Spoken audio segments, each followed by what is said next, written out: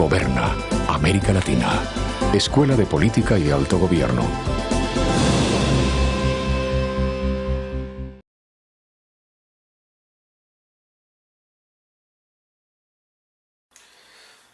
Las elecciones del pasado 6 de diciembre de 2015 en Venezuela tienen lugar en un contexto muy difícil para el país. Del periodo chavista es la coyuntura peor que podemos destacar, y es esa coyuntura socioeconómica lo que lleva a la derrota del chavismo. Hay que tener en cuenta que el país entre el año 1999 y 2014 aproximadamente recibió un aluvión de petrodólares.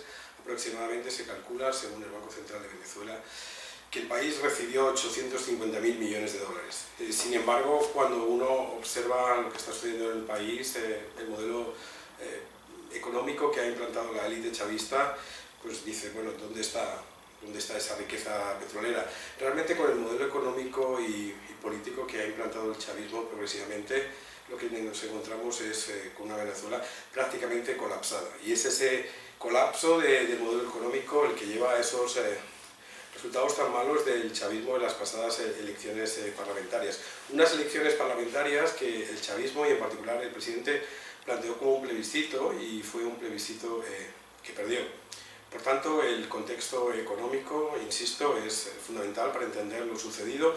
Algunos hablan de un voto de castigo al oficialismo. Sin embargo, si tomamos en cuenta las elecciones presidenciales de 2013, habría muchos chavistas que se habrían quedado en casa. Entonces sí que pudo haber cierto voto de castigo, pero fundamentalmente lo que tenemos, la pérdida de varios millones de votos del chavismo, es de gente que prefirió quedarse en casa. Por tanto, ahí hay un voto que tenemos que tener en cuenta, que no se lo ha llevado a la oposición. No hay una transferencia de lealtad, y eso quedaría sujeto a su posible desempeño en la Asamblea Nacional.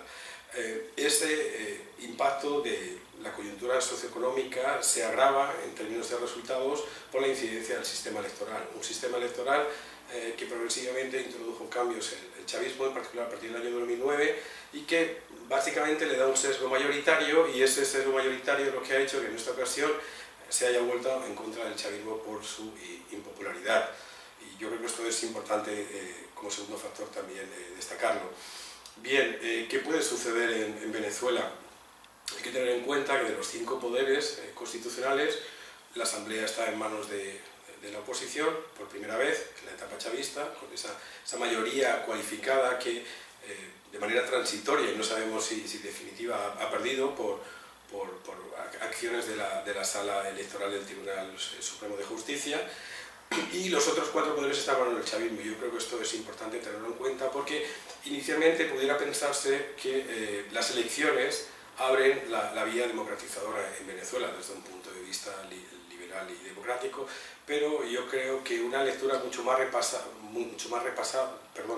de lo que está sucediendo en el país llevaría a pensar que se abre una posibilidad de que se democratice, pero lo que podemos tener a corto y medio plazo es un conflicto de poderes, un conflicto entre varias instituciones. Hay que tener en cuenta ahí el papel de la Sala Constitucional, que se ha erigido casi como un suprapoder, la Sala Constitucional del Tribunal Supremo, y que yo creo que va a influir mucho en este juego de poderes inicial entre la Asamblea y el Gobierno. El Gobierno tiene una situación muy difícil porque, como indicaba, el modelo económico ha colapsado, y por tanto tiene que tomar acciones a corto plazo. El año 2015 ya fue muy malo para Venezuela.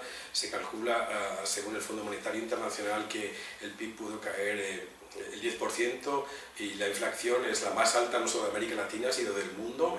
Pudo estar en torno al 160% o 200% según cálculos conservadores, y por tanto, si no se toman acciones este año, todavía va a ser mucho peor que el año pasado, que ya fue históricamente uno de los peores, y no el peor de Venezuela, con problemas importantes en lo que sería el desabastecimiento del país, con niveles inflacionarios, como estaba indicando, muy elevados, y con un problema obviamente de las remuneraciones, que debido a la alta inflación se pulverizan, y por tanto ahí el Gobierno tiene que tomar algunas acciones.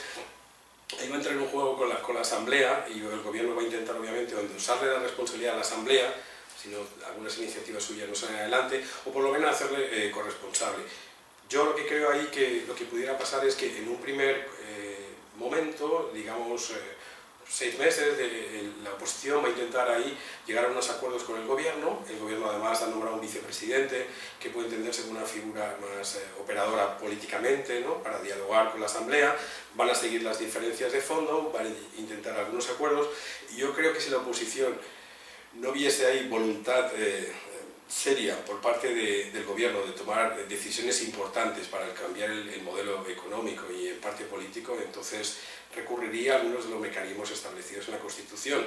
Yo creo que ahí a medio plazo no podemos descartar, después de que Maduro cumpla la mitad de su periodo presidencial, un referéndum revocatorio presidencial, y también la oposición pudiera recurrir a una reforma constitucional para cortar el mandato del presidente, y tampoco podría descartarse una asamblea constituyente. Por tanto, inicialmente yo lo que esperaría es un conflicto importante entre distintos poderes y una oposición que yo creo que si no logra que se le desbloqueen vías naturales para dialogar y para alcanzar acuerdo, entonces recurrir a estos mecanismos, y a partir de ahí los escenarios serían muy difíciles de predecir dada la alta volatilidad que va a caracterizar a la política venezolana en los próximos meses.